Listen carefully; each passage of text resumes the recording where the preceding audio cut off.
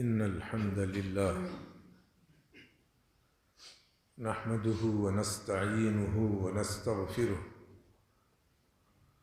ونعوذ بالله من شرور أنفسنا ومن سيئات أعمالنا من يهد الله فلا مضل له ومن يضلل فلا هادي له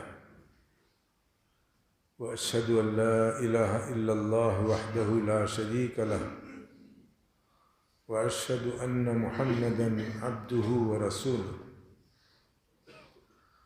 يا أيها الذين آمنوا اتقوا الله حق تقاته ولا تموتن إلا وأنتم مسلمون يا أيها الناس اتقوا ربكم الذي خلقكم من نفس واحدة وخلق منها زوجها وبث منهما رجالا كثيرا ونساء واتقوا الله الذي تساءلون به والأرحام إن الله كان عليكم رقيبا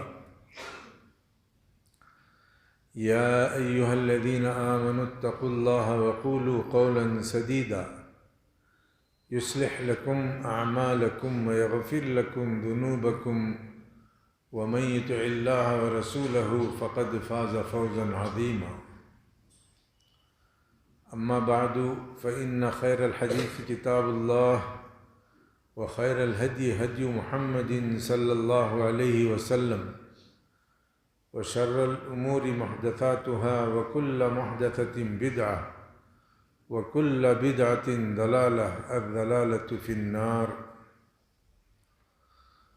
أعوذ بالله السميع العليم من الشيطان الرجيم من همزه ونفخه ونفثه بسم الله الرحمن الرحيم فلعلك باخع نفسك على آثارهم إن لم يؤمنوا بهذا الحديث أسفا.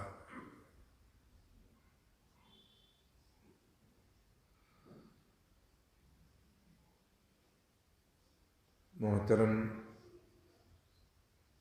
حضرات اور خواتین اسلام، سب قسم کی تعریفیں اور توصیفیں صرف اور صرف اللہ رب العزت کے لیے ہیں، جو ہمارا خالق، ہمارا معبود ہے۔ درود و سلام ہو محمد صلی اللہ علیہ وسلم پر اور تمام انبیاء علیہم الصلاۃ والتسلیم پر، جنہوں نے اللہ تعالیٰ کے پیغامات کو اپنی اپنی امتوں تک امانت کے ساتھ پہنچایا۔ اس مختصر سی تمہید کے بعد اس آیت کو، جس کو میں نے ابھی پڑھا ہے، یہ سورہ کہف کی آیت۔ اس آیت کو ہر جمعہ سننا پڑتا ہے، پڑھنا پڑتا ہے، اور سورہ کہف کی ترجمانی اگر آپ دیکھیں گے تو اس میں اللہ تعالیٰ نبی کریم صلی اللہ علیہ وسلم کے حالات کا تذکرہ فرمایا ہے، اور خصوصاً نیک لوگ جو تقوی اور پرہیزگاری کے ساتھ دنیا کے اندر رہے، ان کو انعام و اکرام کرنے کا وعدہ کیا۔ ویسے ایک عظیم داعی اور اس کے نہج پر دعوت کا کام کرنے والوں کے لیے بھی ایک بہت بڑا سبق اس کے اندر موجود ہے۔ وہ سبق یہ ہے کہ انسان کو انسانوں کی فکر کرنا چاہیے۔ کیسی فکر؟ دنیا کی فکر نہیں، ان کو دنیا میں آخرت کو یاد دلانے کی فکر۔ یہ ہمارا عظیم داعی کرتا تھا، اور جب کبھی کوئی نبی کی دعوت کو سن کر کے دعوت قبول کرنے کے بجائے دعوت کا انکار کر دیتا تھا، تو اللہ تعالیٰ آپ کے نفس کی تعبیر کرتے ہوئے قرآن مجید کے اندر کئی مقامات میں آپ کا حال بیان کیا ہے۔ یہ فکر اگر کسی داعی کو نہ ہو تو میں سمجھتا ہوں اس کی دعوت کے اندر کوئی تاثیر نہیں ہوگی۔ اگر یہ فکر کسی کے اندر رہا اور وہ دعوت کا کام کرتا رہا تو ضرور اس کی دعوت اثر کر جائے گی۔ جیسے اللہ کے نبی صلی اللہ علیہ وسلم کو اللہ تعالیٰ نے دعوت کا حکم دیا تو 3 سال تک اللہ کے نبی صلی اللہ علیہ وسلم نے چھپ چھپ کر لوگوں کو اسلام کی دعوت دی۔ 3 سال گزر گئے تو اللہ تعالیٰ نے فرمایا اب گھر گھس کر کے دعوت نہیں دینا ہے، اب تو برسر عام آپ کو دعوت کا کام کرنا ہے، چاہے جو کچھ بھی ہو۔ جو آئے اس کا فائدہ ہوگا، جو نہ آئے اس کا نقصان ہوگا۔ اللہ کے نبی صلی اللہ علیہ وسلم اس پیغام کو سننے کے بعد پریشان ہو گئے، بے قرار ہو گئے، میں اللہ تعالیٰ کی بات کو کیسے ٹالوں؟ مجھے ہمت بھی نہیں ہے اور نہ میں اللہ تعالیٰ کی بات کو ٹال سکتا۔ صفا کی پہاڑی پر آ گئے۔ آنے کے بعد مکے کی وہی شاید اونچی پہاڑی تھی اس وقت، اب تو کاٹ کاٹ کر کے تھوڑا پہاڑ باقی رکھ دیا گیا ہے۔ اب اس پر چڑھنے کے بعد اللہ کے نبی صلی اللہ علیہ وسلم نے سارے اطراف و اکناف میں رہنے والے کافروں کو بلایا، مگر نبی کریم صلی اللہ علیہ وسلم کی عزت اتنی تھی کوئی بھی آنے سے انکار نہیں کیا، سارے لوگ آئے۔ آنے کے بعد اس میں آپ کا جو جانی دشمن ہونے والا تھا وہ بھی شریک رہا، جس کا نام ابو لہب ہے۔ تو آپ کی کس قدر عزت تھی، منزلت تھی، آپ خود اندازہ لگا لیجئے۔ دوست و دوست، دشمن بھی آپ کے تقریر میں شریک ہو گئے۔ نبی کریم صلی اللہ علیہ وسلم نے ان سبوں کو جمع کر کے پوچھا کہ دیکھو، میں صفا کی پہاڑی پر اونچائی پر کھڑا ہوا ہوں، پہاڑ کے اطراف کیا کچھ چل رہا ہے مجھے نظر آ رہا ہے اور تم کو نظر نہیں آ رہا ہے۔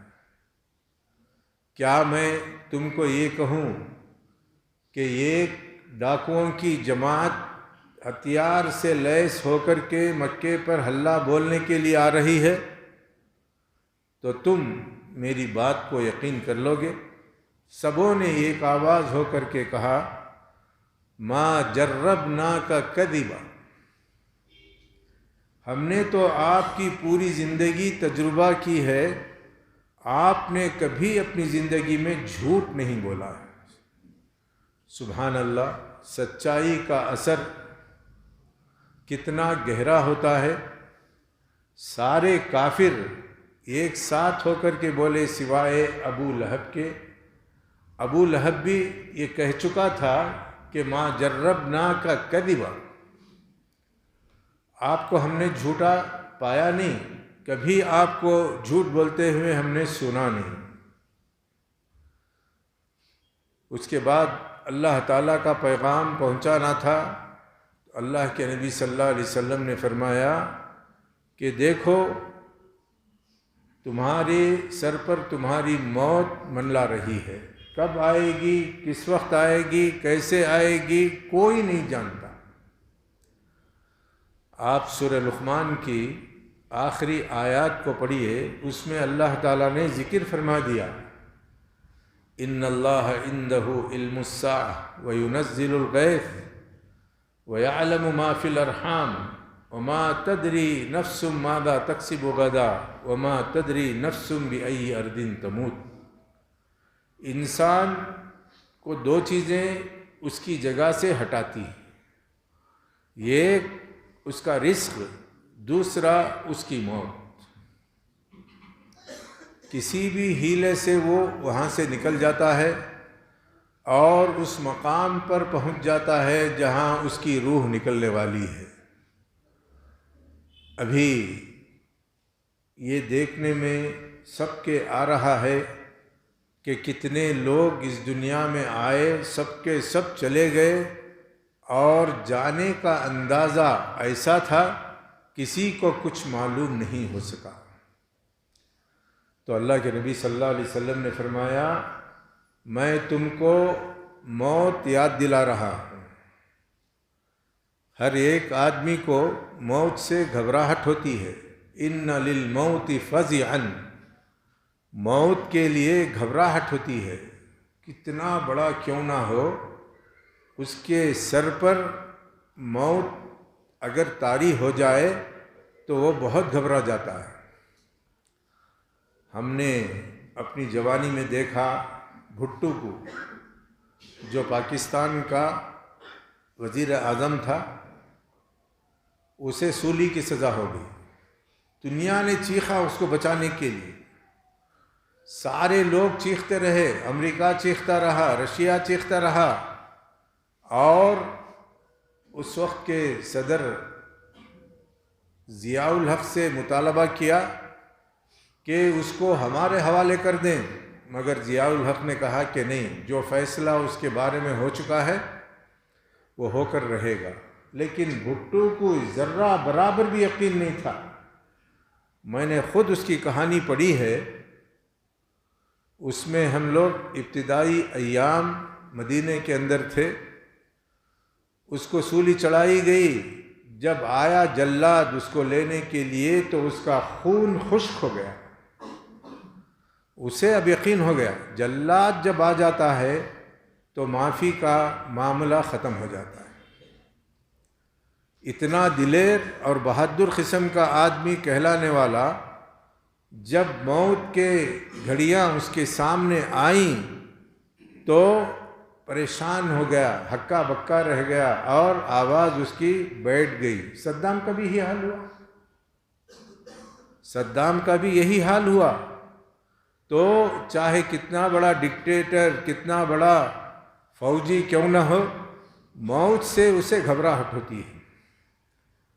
تو نبی کریم صلی اللہ علیہ وسلم نے انسان کی وہ چیز کو پکڑی جس سے وہ ڈرتا ہے۔ سارے کافر، کوئی بھی انکار نہیں کیا کہ مرے گا نہیں۔ ہے کیا کوئی انکار کرنے والا؟ ہاتھ اٹھائے، کوئی انکار کرنے والا ہے؟ کوئی انکار نہیں کرتا موت کا۔ اس کو قرآن مجید کی زبان میں یقین کہا گیا ہے۔ حتیٰ اتانا الیقین، یہاں تک کہ ہم کو موت آ گئی۔ کتنے مذاہب کے لوگ ہیں، کیسے کیسے سرفرے لوگ ہیں، کیا کہتے ہیں؟ کوئی کہتا ہے اللہ نہیں ہے، کوئی کہتا ہے رسول سچے نہیں ہیں، کوئی کہتا ہے فرشتے نہیں ہیں، کوئی کہتا ہے کتابیں نہیں ہیں، کوئی کچھ، سب کا انکار کرنے والے آپ کو ملیں گے جو آج کے دہریے اور کمیونسٹ کہلاتے ہیں۔ لیکن یہ بھی دہریے اور کمیونسٹ موت کا انکار نہیں کرتے۔ اتنی یقینی چیز ہے۔ تو اللہ کے نبی صلی اللہ علیہ وسلم نے اس موت کو یاد دلاتے ہوئے کہا، بالکل اسی طریقے سے جیسے ڈاکوؤں کی خبر میں تم کو دے رہا ہوں، موت کی اطلاع بھی دے رہا ہوں، اور یہ بھی بتانے والا ہوں کہ تم کو ایک دن مر کر کے اللہ کے سامنے جی اٹھنا ہے، اور اللہ تعالیٰ کے سامنے جو ایمان نہیں لایا اس کا ٹھکانہ جہنم ہے، آگ ہے۔ اب کافر اس لیے کافر تھے کہ اس زمانے میں سب سے زیادہ انکار کرنے والے مرنے کے بعد جی اٹھنے کا انکار کرتے تھے۔ قرآن پڑھو، قرآن مجید میں اَإِذَا مِتْنَا وَكُنَّا تُرَابًا ذَلِكَ رَجْعٌ بَعِيدٌ، جب ہم مر جائیں گے اور مٹی ہو جائیں گے، انسان سڑ گل کر کے ریزہ ریزہ ہو جاتا ہے، اب اس کی مٹی سے جسم کو الگ نہیں کیا جا سکتا اور جسم کو مٹی سے الگ نہیں کیا جا سکتا۔ اس کی ہڈیاں بھی بوسیدہ ہو جاتی ہیں، ساری چیزیں بوسیدہ ہو جاتی ہیں، اور یہ مشاہدہ مسلمان بھی کرتا ہے، کافر بھی کرتا ہے، زندیق بھی کرتا ہے، ہر قسم کا آدمی کرتا ہے۔ اتنا مشاہدہ کر لینے کے بعد کون انکار کرے گا؟ لیکن دوبارہ جی اٹھنے کے بارے میں ان کو تعجب تھا کہ ہمارے سے پہلے کتنے لوگ مر گئے، لاکھوں کروڑوں لوگ مر گئے، کوئی دنیا میں آیا نہیں۔ آیا کیا کوئی نہیں آیا؟ تو اسی طریقے سے اگلے انبیاء کا جس طریقے سے قوم انکار کرتی تھی، نبی کریم صلی اللہ علیہ وسلم کا بھی انکار کرنے لگے۔ آپ جو دعوت پیش کر رہے ہیں، اس میں مر کر جی اٹھنے کا مسئلہ ہم کو سمجھ میں نہیں آتا۔ اللہ تعالیٰ نے قرآن مجید کے نزول میں کتنے واقعات پیش کیے ہیں بارش کے، کہ دیکھو زمین مر جاتی ہے، خشک ہو جاتی ہے، جیسے ہم بارش برسا کر کے اسے تر و تازہ کرتے ہیں ایسے تم کو بھی کریں گے، اور ہمارے لیے مشکل کام نہیں ہے۔ اتنا آسانی کے ساتھ اللہ تعالیٰ سمجھاتا ہے، مگر ہماری عقلیں جان بوجھ کر کے اللہ تعالیٰ کو فراموش کر دیتی ہیں، ان کے فرامین کو فراموش کر دیتی ہیں، جس کی وجہ سے کفر ان کے اندر نکلنے والا نہیں ہے۔ تو جیسے ہی اللہ کے نبی صلی اللہ علیہ وسلم نے فرمایا کہ تم کو اٹھا کر کے عذاب دیا جائے گا، تو ساری قوم نے کہا الہذا جمعتنا یا محمد، اے محمد اس واسطے ہم کو جمع کرے کیا؟ یہ تو ہم ماننے والے نہیں ہیں، پہلے بھی ماننے والے نہیں تھے، اب بھی ماننے والے نہیں ہیں، تمہاری تقریر کے بعد بھی ماننے والے نہیں ہیں۔ یہ جواب سن کر کے اللہ کے نبی صلی اللہ علیہ وسلم کو بڑا رنج ہوا، بہت رنج ہوا۔ پھر اس کے بعد ابو لہب جاتا جاتا ہے کہنے لگا تباً لک یا محمد الہذا جمعتنا، تیرے لیے بربادی ہو اے محمد، اس واسطے ہم کو جمع کیا۔ دیکھیے دینی کوئی پروگرام ہو، مسلمان اس کے اندر بیٹھنا نہیں چاہتے، اسے سننا نہیں چاہتے، سن بھی لے تو بالکل وہی رویہ جو صفا کی پہاڑی پر تھا، آج آپ مسلمانوں کے اندر دیکھیں گے۔ کس کے اندر دیکھیں گے؟ مسلمانوں کے اندر۔ میں ان کو سمجھتا ہوں کہ صرف یہ مسلمانوں کا نام رکھا ہے، اسلام سے کوئی تعلق نہیں ہے، ایمان سے کوئی تعلق نہیں۔ اگر ان کو تعلق ہوتا تو بڑی دلچسپی سے سنتے تھے، ایسا سننا جیسے اللہ تعالیٰ نے قرآن مجید میں صحابہ کرام کے بارے میں فرمایا سمعنا و اطعنا، ہم سنیں گے اور اطاعت کریں گے۔ یہ تھی کیفیت صحابہ کرام کی، اور ایسا سنتے تھے اگر ان کے اوپر کوئی پرندہ آ کر بھی بیٹھ جائے تو پتھر سمجھ کر کے بیٹھ جائے گا، اس انداز سے بیٹھتے تھے۔ آج ہے مسلمانوں کے اندر، ہے مسلمانوں کے اندر۔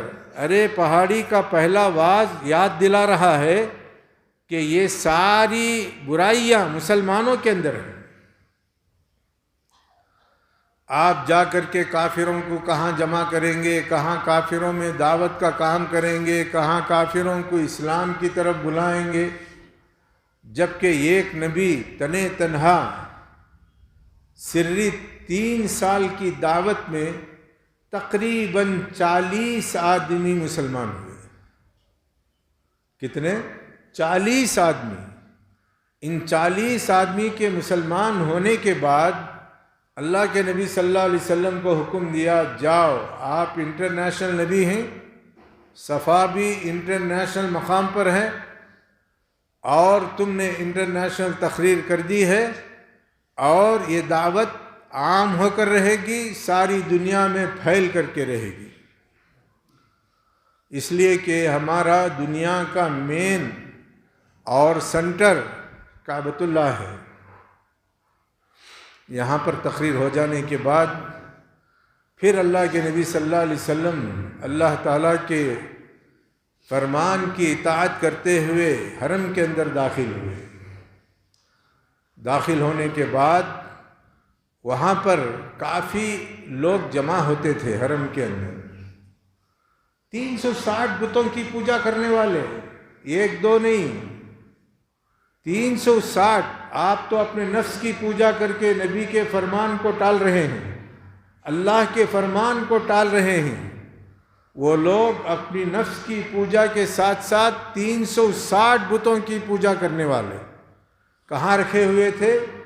کعبۃ اللہ کے اندر رکھے ہوئے تھے۔ کب تک؟ سن 8 ہجری تک۔ سن 8 ہجری کے اندر جب مکہ فتح ہوا تو اللہ کے نبی صلی اللہ علیہ وسلم نے ان بتوں کا صفایا کیا۔ ایسے ٹھیٹ کافروں کے بیچ میں اللہ کے نبی صلی اللہ علیہ وسلم پہنچ کر کے اللہ تعالیٰ کے ایک ہونے اور 360 بتوں کے غلط ہونے کی تحریک چلائی۔ سارے کافر رسول اللہ صلی اللہ علیہ وسلم کو مارنے دھاڑنے کے لیے تیار ہو گئے۔ آپ کے اوپر ایمان لانے والے حارث بن ابی حالہ، ان کو خبر مل گئی کہ اللہ کے نبی صلی اللہ علیہ وسلم کی پٹائی ہو رہی ہے، بچانے کے لیے حرم کے اندر دوڑے۔ اب جیسے ہی ان کو بچانے کے لیے حارث کو انہوں نے دیکھا، رسول اللہ صلی اللہ علیہ وسلم کو چھوڑ دیا۔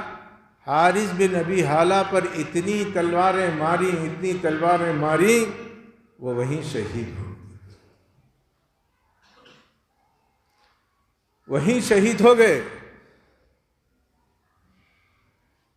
یہ اعزاز سب سے پہلے حارث بن ابی حالہ کو ملا۔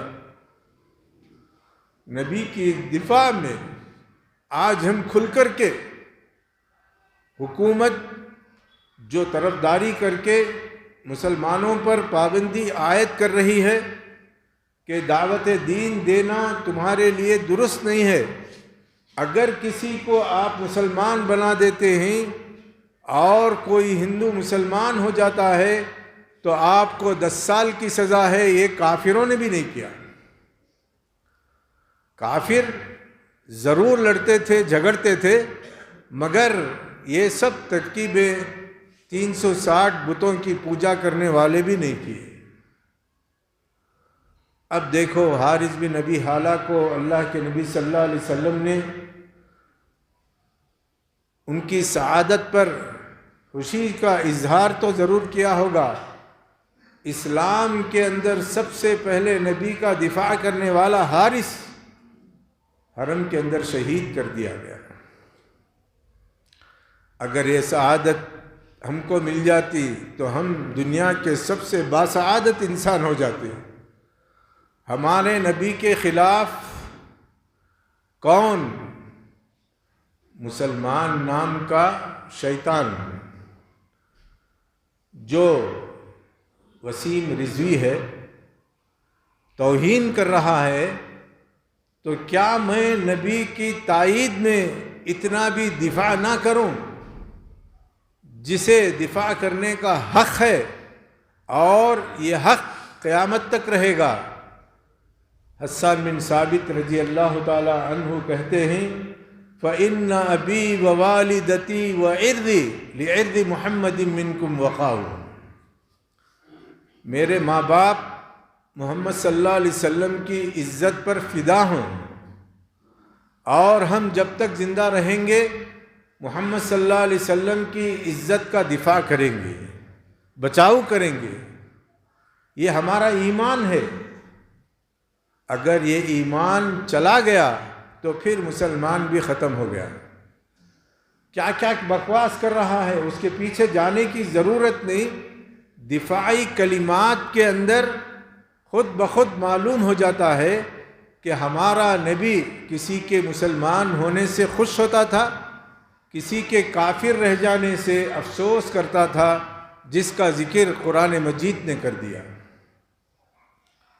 ایسے واقعات قرآن میں ہیں، اور قرآن پڑھنے والے جانتے ہیں کہ اللہ تعالیٰ نے کس کس موقع پر اپنے نبی صلی اللہ علیہ وسلم کی اس کیفیت کا ذکر کیا ہے، اور جہاں بھی نبی کریم صلی اللہ علیہ وسلم نے تھوڑا توجہ ہٹا دی تو اللہ تعالیٰ نے نبی کریم صلی اللہ علیہ وسلم کو ڈانٹا ہے۔ وہ اس کا بندہ ہے، جو چاہے اللہ کرے، اسے کوئی پوچھ نہیں سکتا۔ ایسے ہی رسول اللہ صلی اللہ علیہ وسلم کے ساتھ سرداران قریش، عجیب ماحول تھا، مکے کا، طائف کا، مدینے کا، سب جگہ کا تعلق عجیب تھا۔ جب بھی کسی قوم کا سردار مسلمان ہوتا، ساری قوم مسلمان ہو جاتی۔ ان کو یقین تھا کہ ہمارا سردار بہت عقل مند ہے، اگر کوئی چیز کو قبول کیا ہے تو سوچ سمجھ کر کے اور صحیح سمجھ کر کے اس نے قبول کیا ہے۔ تو اللہ کے نبی صلی اللہ علیہ وسلم سرداران قریش کے ساتھ بیٹھ کر کے گفتگو کر رہے تھے اور ان کے ایمان لانے کی خواہش کر رہے تھے، اور وہ لوگ نبی کریم صلی اللہ علیہ وسلم کی باتوں کو سن کر کے بے توجہی سے چھوڑ دیتے تھے، سستی سے چھوڑ دیتے تھے۔ اتنے میں عبداللہ ابن مکتوم دوڑتے ہوئے وہاں پہنچے۔ کہاں؟ رسول اللہ صلی اللہ علیہ وسلم کے پاس۔ اللہ کے نبی صلی اللہ علیہ وسلم کے چہرے کے تیور تھوڑا بدل گئے۔ ترش رو ہونے کا معنی کیا ہے؟ ناگواری محسوس کرنا۔ قرآن مجید میں اللہ تعالیٰ نے اس ایک آدمی کی تعریف کرتے ہوئے سرداران قریش کے ایمان لانے نہ لانے کے بارے میں اللہ تعالیٰ نے بہت سخت الفاظ استعمال کر دیے۔ ارے یہ لوگ ایمان لائیں نہ لائیں، جو ایمان لایا تھا اور سوال کرنے کے لیے تمہارے پاس آیا تھا، اس کی طرف آپ متوجہ ہونا تھا، ان سب کو چھوڑ دینا تھا۔ ان کا تو حشر بہت برا ہونے والا ہے۔ اس میں بڑے بڑے سردار عتبہ، شیبہ، ابو سفیان، اس قسم کے سارے لیڈر جمع تھے۔ اللہ کے نبی صلی اللہ علیہ وسلم نے سوچا کہ ایک وقت میں اگر یہ لوگ سب مسلمان ہو جائیں گے تو پورا مکہ مسلمان ہو جائے گا، اس طریقے سے ہمارا غلبہ ہو جائے گا۔ مگر آپ کا سوچنا ناکام ہو گیا، اور عبداللہ بن مکتوم کو اللہ کے نبی صلی اللہ علیہ وسلم آنے کے ساتھ جو ناگواری محسوس کی، اس کو اللہ تعالیٰ نہیں دیکھتا کیا؟ کائنات دیکھے نہ دیکھے مگر اللہ کی ذات تو سب کچھ دیکھ رہی ہے، اور دل کے وسوسے بھی اللہ تعالیٰ جانتا ہے۔ تو اللہ تعالیٰ نے یہ آیتیں نازل فرمائیں۔ عبس وتولی ان جاءہ الاعمی وما یدریک لعلہ یزکی او یذکر فتنفعہ الذکری اما من استغنی فانت لہ تصدی واما من جاءک یسعی وہو یخشی فانت عنہ تلہی۔ قیامت تک آ گیا وہ نقشہ۔ کس کے اندر؟ قرآن مجید کے اندر۔ آپ کو ایسا نہیں کرنا چاہیے تھا۔ اس ایک مومن کے مقابلے میں سارے سرداران قریش ہے چھئی۔ کیوں؟ ان کے دلوں میں ایمان نہیں ہے۔ جو ایمان نہیں لاتا، اللہ کی نظر میں اس کی کوئی حیثیت نہیں ہے، کوئی حیثیت نہیں ہے۔ ایسے ہی ایک موقع صلح حدیبیہ کے موقع پر پیش آیا۔ وہ کیا ہے؟ عثمان رضی اللہ تعالیٰ عنہ کو اللہ کے نبی صلی اللہ علیہ وسلم نے مکے کی سفارت کاری کرنے کے لیے انتخاب کیا اور ان کے سرداروں کے پاس بھیجا، جاؤ جا کر کے آپ صلح کر کے آؤ۔ اس کے بعد یہ خبر گرم ہو گئی کہ عثمان رضی اللہ تعالیٰ عنہ کو قتل کر دیا گیا۔ اللہ کا نبی وحی کے انتظار کے بغیر خبر کو سچا سمجھ لیا، اور سچا سمجھنے کے بعد درخت کے نیچے سب سے بیعت لی اور کہا کہ اس وقت تک ہم یہاں سے نہیں جائیں گے جب تک کہ ان کافروں کو مولی اور گاجر کی طرح نہیں کاٹ لیں گے، عثمان کے خون کا بدلہ لے لیں گے۔ دیکھیے ایک مسلمان کی قیمت۔ آج ہمارے پاس ہے یہ جذبہ؟ ہمارے پاس یہ جذبہ نہیں ہے، اور ایسا ایمان والا مسلمان بھی نہیں ہے۔ تو اس کے بعد خبر کی تحقیق ہوئی، خبر غلط نکلی، اللہ کے نبی صلی اللہ علیہ وسلم حدیبیہ کے موقع پر صلح کے ساتھ واپس ہوئے۔ تو معلوم یہ ہوا ایک عثمان کے مقابل میں مکے کے سارے کافروں کو قتل کرنے کا ارادہ کر لیا تھا۔ کون؟ نبی کریم صلی اللہ علیہ وسلم۔ یہ انسان جو اسلام اور ایمان سے بھرپور ہے، اس کے خون کی قیمت اتنی زیادہ ہے۔ تو اس لیے آپ بھی نبی کریم صلی اللہ علیہ وسلم کا دفاع کیجئے، اللہ کا دفاع کیجئے، اللہ تعالیٰ آپ کی طرف سے دفاع کرتا رہے گا، اور ایسے کروڑوں وسیم رضوی بن جائیں، کافر بن جائیں، ہندو بن جائیں، ہزاروں بتوں کی پوجا کرنے والے بن جائیں، مگر اسلام کا ذرہ برابر بھی نقصان نہیں ہوگا، یاد رکھ لو، اور اس کی کوئی حیثیت نہیں ہوگی ہمارے پاس۔ اب اس کے خاندان کے بارے میں تحقیق ہوئی، اس کا خاندان پہلے ہندو ہی تھا، اور یہ اسی خاندان کے اندر پھر چلا گیا، اور بقیہ لوگ جانے سے انکار کر دیے۔ واللہ عالم کیا سیاست کا کھیل اور تماشا ہے، اس سے مسلمانوں کی ہمت کو کمزور کرنے کے لیے میڈیا نے اتنا اچھالا، ہم کو سوچ سمجھ کر کے تعجب نہیں ہوا۔ اور بھی اچھالنے دو، میں نے تو آپ کے سامنے حدیث پیش کر دی ہے، حدیث قدسی، جس میں اللہ تعالیٰ نے فرمایا لو ان انسکم و جنکم و اولکم و آخرکم علی اتقى قلب لم ينفع فی ملکی شیئا۔ پھر یہی حدیث کو اللہ کے نبی صلی اللہ علیہ وسلم نے بتایا، اللہ تعالیٰ فرماتا ہے لو ان انسکم و جنکم وَأَوَّلَكُمْ وَآخِرَكُمْ عَلَىٰ أَشْقَى قَلْبٍ لَمْ يَنْقُصْ فِي مُلْكِي شَيْئًا۔ تمہارے سارے انسان، سارے جن، ان کے پہلے اور ان کے آخر سب متقی بن جائیں، کس کی طرح؟ رسول اللہ صلی اللہ علیہ وسلم کی طرح، لیکن میرے ملک کے اندر کوئی فائدہ نہیں ہوگا، فائدہ ہوگا تو ان کا ہوگا۔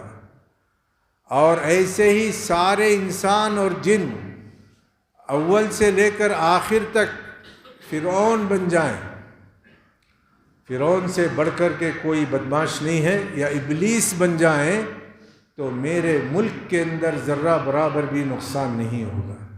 یہ حدیث قدسی اللہ کے نبی صلی اللہ علیہ وسلم نے فرمایا، آج ہم پوری دنیا مل کر کے کافر ہو جائے تو ہم کسی کی پرواہ کرنے والے نہیں ہیں، اور نہ اللہ تعالیٰ کا کوئی نقصان ہونے والا ہے، اور نہ دین اسلام کا کچھ بگڑنے والا ہے۔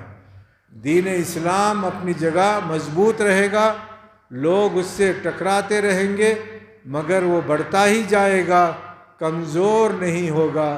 کمزور کون ہے؟ کفر ہے۔ اللہ تعالیٰ مجھے اور آپ کو نیک سمجھ اور نیک توفیق عطا فرمائے۔ اس کے تعلق سے اور بہت سی باتیں ہیں، انشاءاللہ وقت کے ساتھ ساتھ آپ کو سنانے کی میں کوشش کروں گا۔